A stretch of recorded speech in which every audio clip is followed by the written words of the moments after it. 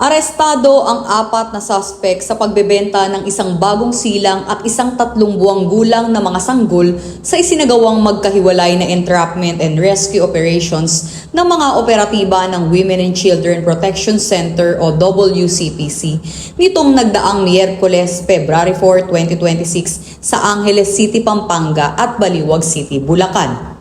Naganap ang mga bentahan ng mga sanggol sa online gamit ang messaging app na ginagamit nila upang magbenta ng mga sanggol, ngunit walang kaalam-alam ang mga suspect na ang katransaksyon na nila ay ang undercover team ng PNP WCPC kung saan naaktuhang ibinibenta ang mga sanggol sa halagang 30,000 pesos at 130,000 pesos.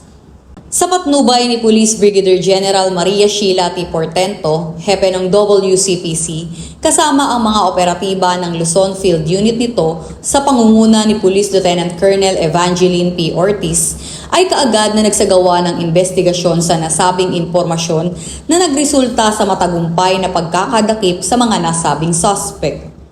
Nasagip naman sa ilegal na pagbebenta ang isang 2 araw pa lamang na lalaking sanggol at isang 3 buwang gulang na babaeng sanggol mula sa kamay ng mga suspect na napag-alamang sariling ina, lolo at tita ng mga ito. Samantala, kinuna naman ng panayam ang hepe ng WCPC tungkol sa naganap na operasyon at ang mensahe nito sa mga magulang para maiwasan ang ganitong kaganapan. Sa ating mga kababayan, hindi kailanman katanggap-tanggap ang pananamantala sa ating mga kabataan sa pamamagitan ng pagbebenta o iligal na pag-aampon. Ang PNP Women and Children Protection Center ay mananatiling mahigpit at walang humpay ang kampanya laban sa lalabag ng karapatan ng mga kababaihan at mga kabataan. Patuloy naming paiigtingin ang aming mga operasyon at pakikipagtulungan sa mga ahensya upang mapangalagaan at maproteksyonan ang kanilang mga karapatan. Nasa kustudiya ngayon ng PNP WCPC ang naturang mga suspect, habang ang mga biktima naman ay nasa pangangalaga na ng DSWD.